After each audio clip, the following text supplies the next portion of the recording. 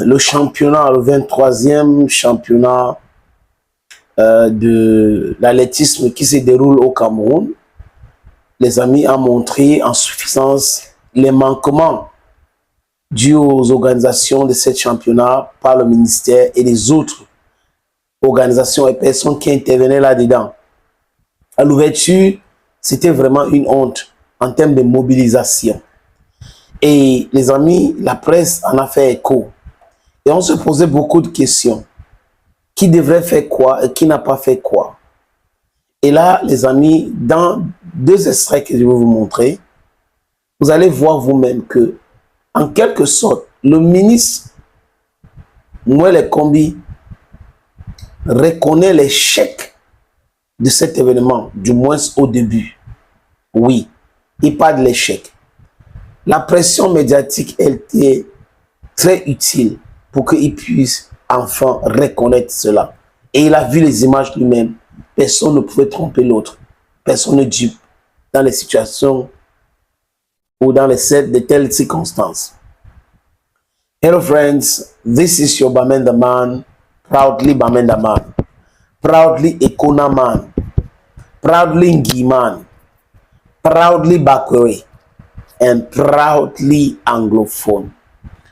Le ministre Moelle Kombi a fait un communiqué. Dans ce communiqué, ce que j'ai retenu, beaucoup d'autres personnes, c'est qu'il a chargé Bell, dont l'ONIS, qui n'a pas pu livrer le stade Omnisport de Bepanda à temps. Il a parlé de problèmes techniques. Et c'est à une semaine qu'ils ont décidé d'aller à Japoma, dont la communication n'a pas suivi. Qui n'a pas bien fait son travail?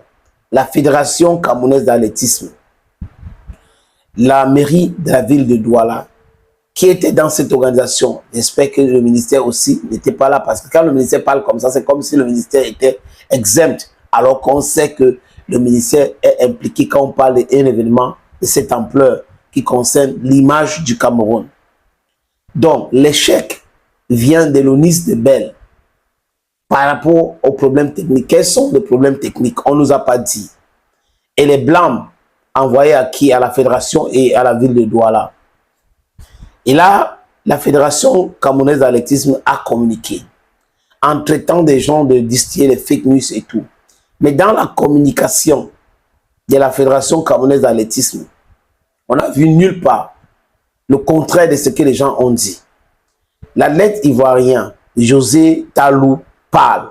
Elle n'a pas parlé, elle ne s'est pas cachée pour parler. Elle a dit des choses. Et on est venu nous expliquer que non, les délégations peuvent essayer ceci et cela. On a vu dans la délégation du Sénégal aller en taxi encore, rentrer en taxi encore du stade hier. Et là, Emmanuel SM Alobede, qui est le sprinter camerounais vraiment sur qui réside les espoirs des personnes pour avoir une médaille d'or aux Jeux Olympiques de Paris, a dit qu'il n'était pas qualifié pour la finale. Il est rentré chez lui. On l'a appelé qu'il doit rentrer. Il doit revenir compétir.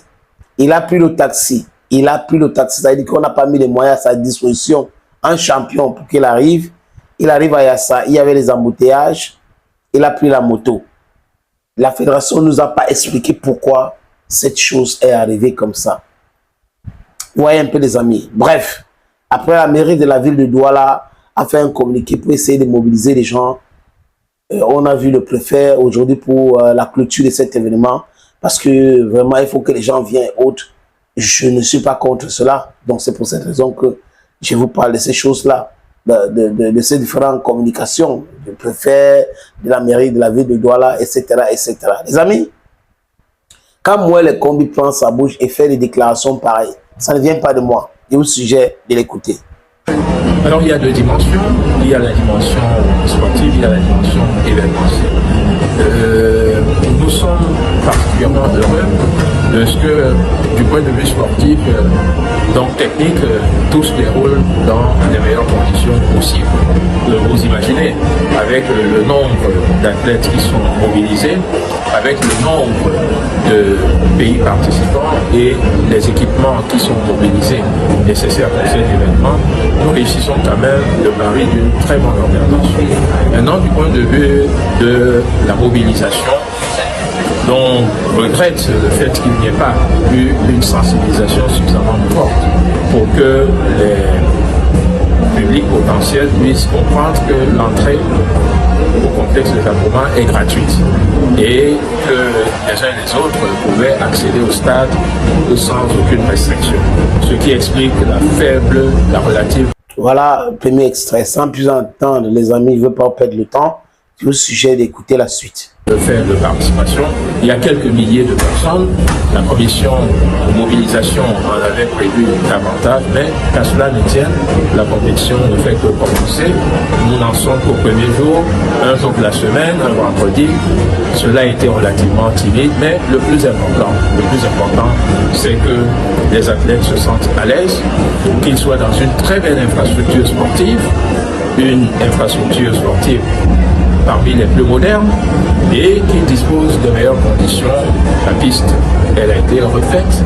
Les différents plans sur lesquels les diverses disciplines doivent évoluer ont été affectés et il nous semble que c'est le plus important parce que cela démontre la bonne santé et la qualité des infrastructures sportives que le président de la République, son Excellence a bien voulu mettre à la disposition de la jeunesse sportive camerounaise, africaine, pour la pratique de diverses et de multiples disciplines. Ils sont toujours forts dans le blame game.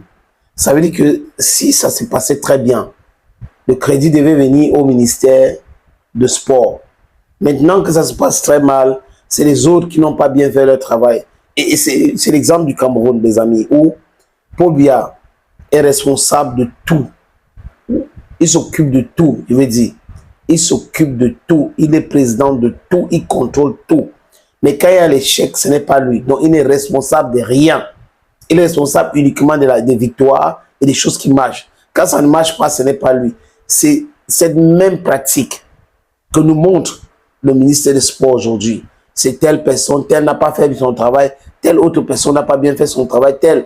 Mais c'est de ta responsabilité de veiller à ce que telle chose se passe bien. Et si tu n'arrives pas à le faire, est-ce que tu vas... Attends. Si quelqu'un est président d'une association, président de quelque chose, et qu'il y a des commissions qu'on a mis en place pour faire certaines choses, ça ne marche pas bien, il prend ses responsabilités. Pourquoi aujourd'hui, parce qu'on est ministre et que quelque chose est en train d'échouer, tout le monde voit les manquements criards, les athlètes crient, tout le monde parle, les amis, et bon, on essaie de corriger les choses et rapidement et tout ça, ça veut dire que quoi?